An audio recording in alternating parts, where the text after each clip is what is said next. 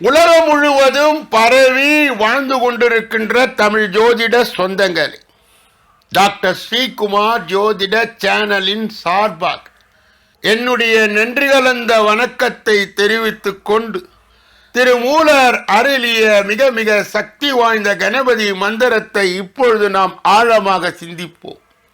கணபதி என்றிட வல் வினை ஒடுங்கும், கணபதி என்றிட காலனும் கைத்தொழுவான், கணபதி என்றிட கர்மமே ஆதலால், கணபதி என்றிட கவலைகள் தீருமே. கணபதி என்ற ஒரு வார்த்தையை சொன்னால் போதும், வெல்ல முடியாத அந்த வினை அப்படியே மாறிவிடும். கணபதி என்ற ஒரு வார்த்தையை சொன்னால் போதும், மரண பயம் நீ. கணபதி என்ற ஒரு வார்த்தையை சொன்னால் மகா மந்திரமாக மாறும். கணபதி என்ற ஒரு வார்த்தையை சொன்னால் போதும், உங்கள் கவலைகள் எல்லாம் தீரும். உலக பிரசித்தி பெற்ற, உலக புகழ் பெற்ற பரிகாரங்களும் பலன்களும் என்ற அற்புதமான இந்த தொடரிலே நாம் இன்று எடுத்துக்கொண்ட தலைப்பு தொகுப்பு என்னவென்றால், இந்த நட்சத்திர பாதத்தில் இறந்த நபர்களின் தோஷம் விலக. பிறக்கும் பொழுது நட்சத்திரத்தின் அடிப்படையில் தான் நம் ராசியை கணிக்கிறார்கள்.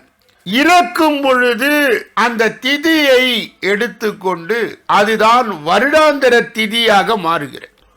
மனிதன் பிறப்புக்கு நட்சத்திரம் முக்கியம், அதுபோல இறப்புக்கு திதி முக்கியம். இருந்தாலும் கூட தனிஷ்டா அஷ்டமி என்று ஒரு பகுதி இருக்கிறது. மரணம் என்பது உலகில் பிறந்த அனைவருக்குமே நிகழக்கூடியதுதான். வாழும் காலத்தில் பெற்றோர் பிள்ளைகளுக்காக வாழ்வார். ஆனால் சில பிள்ளைகள் பெற்றோர்களுக்கு செய்ய வேண்டிய கடமைகளை செய்ய தவறி விடுவார். பெற்றோர்களின் இறுதிகாலத்திலே உணவு உடை கொடுக்க சில பிள்ளைகள் தவறி விடுகிறார்கள். அப்படிப்பட்ட பிள்ளைகள் பெற்ற பெற்றோர் மனம் நொந்து போவார். மனம் நொந்து மரணமும் அடைவார்கள். இப்படிப்பட்ட மனம் நொந்தவர்கள் எந்த நட்சத்திரத்தின் பாதத்தில் இறக்கின்றார்களோ அந்த நட்சத்திரத்தை அறிந்து தெரிந்து புரிந்து நாம் நடந்து கொண்டால் அவர்களை வெளிச்சத்திற்கு நாம் அனுப்பி வைக்கலாம். மரணம் யாருக்கு வேண்டுமானாலும் எந்த நேரத்தில் வேண்டுமானாலும் வந்துவிடும். அது இந்த நட்சத்திரத்தின் அடிப்படையில் தான் வர வேண்டும் என்று கட்டாயம் இல்லை. யாரும் கட்டாயப்படுத்த முடியாது. யாரும் நினைப்பதை போல இறந்து விட முடியாது. அது அகால மரணமாக இருக்கட்டும், துர்மரணமாக இருக்கட்டும், நம் ஜாதகத்தின் அடிப்படையிலே அந்த இயற்கை செயற்கை மரணங்கள் நடக்கிறது. அது எந்த நட்சத்திரத்தில் நடக்கிறது என்பதையும் உற்று பார்க்க வேண்டும்.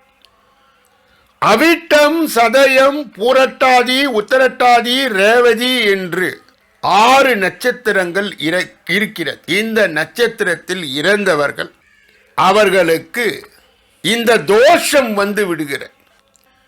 இந்த தோஷம் வந்துவிட்டால் அவர்களுக்கான அவர்கள் பயன்படுத்திய அந்த பொருள்களை ஒரு அறையிலே வைத்து அடைத்து அவருடைய திரு உருவ அந்த படத்திற்கு காலையிலும் மாலையிலும் நீங்கள் தீபம் காட்டி, குறைந்தபட்சம் இந்த நட்சத்திரத்தின் பாதங்களிலே இறப்பவர்களுக்கு அவர்கள் அறையிலே தனியாக ஒரு இடத்திலே அவர்கள் பயன்படுத்திய அந்த பொருட்களை வைத்து காலையில் மாலையில் தீபம் காட்டி, அதுவும் வெண்கல கிண்ணத்தை நீங்கள் பயன்படுத்த வேண்டும். அதற்கு பிறகு அந்த வெண்கல கிண்ணத்தை யாருக்காவது தானம் அளிக்க வேண்டும்.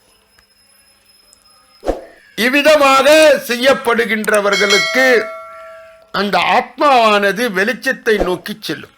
இதே ரோகிணி நட்சத்திரம் பிறந்து விட்டால் 4 மாதம், கார்த்திகை உத்திரம் 3 மாதங்கள், மிருக சீரிடம் புனர்பூசம் சித்திரை விசாகம் உத்திராடம் 2 மாதங்கள். மேற்கண்ட அந்த பாதங்களிலே இறந்து விட்டால் அதை நாங்கள் தீர்த்து வைக்கிறோம் என்று மாந்திரிகளை நாடி பல 1000 ரூபாய்களை கொடுத்து மந்திரித்து வாங்கி வந்து வீடுகளில் கட்டுவார்கள். இதனால் எந்த பலனும் இல்லாமல் சிரமப்படுவார். ஆகையால் எல்லாரது வீடிலும் மரணம் என்பது வாழ்வோடு கூடிய ஒரு பாதத்தில் இறந்து விட்டார். மாந்திரிகளை நீங்கள் நாடி செல்லாமல் அவர்கள் எந்த நட்சத்திரத்திலே எந்த பாதத்திலே இறந்து விடுகிறார்கள் என்பதை நீங்கள் கவனிக்க வேண்டும். அவிட்டம், சதயம், பூரட்டாதி, உத்தரட்டாதி, ரேவதி நட்சத்திரங்களிலே இறந்தவர்கள் வீட்டிலே இறந்த இடத்தை 6 மாதங்கள் மூட வேண்டும். அதன்படி நான் சொன்னதுபடி நீங்கள் அந்த பூஜையை செய்ய வேண்டும். ரோகிணி நட்சத்திரம் இறந்தவர் வீட்டிலே இறந்த இடத்தில் 4 மாதங்கள் மூடப்பட வேண்டும். கார்த்திகை, உத்திரம் நட்சத்திரம் இருந்த வீட்டில் இறந்த இடத்தை 3 மாதங்கள் மூட வேண்டும்.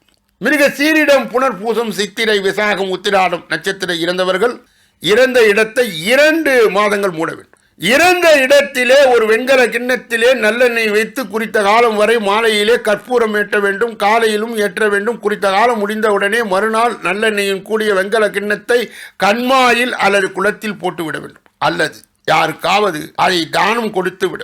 ஆனால் கோயில் தெப்ப குளத்தில் நீங்கள் போடக்கூடாது. இப்படி செய்வதால் பாதத்தில் இருந்தவர்களுக்கு பாத தோஷம் விலகாது போய்விடும். ஆகையால் இதில் கவனம் தேவை. அருமையான இந்த பதிவை பெற்ற புண்ணியவான்களே, பாக்கியவான்களே, இதை தெரியாதவர்களுக்கு, அறியாதவர்களுக்கு, புரியாதவர்களுக்கு இதை பகிர்ந்து கொடுத்து உங்கள் புண்ணிய வங்கியிலே நீங்கள் புண்ணியத்தை நிரப்பிக் கொள்ளலாம். மேலும் அன்பர்களுடைய கவனத்திற்கு தினசரி 2 மணி அளவிலே ராசி பலன் வெளியிடப்படுகிறது.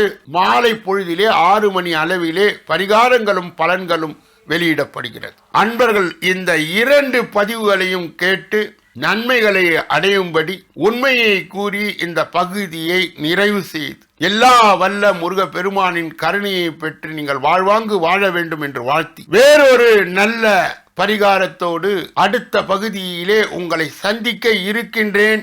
நன்றி, வணக்கம்.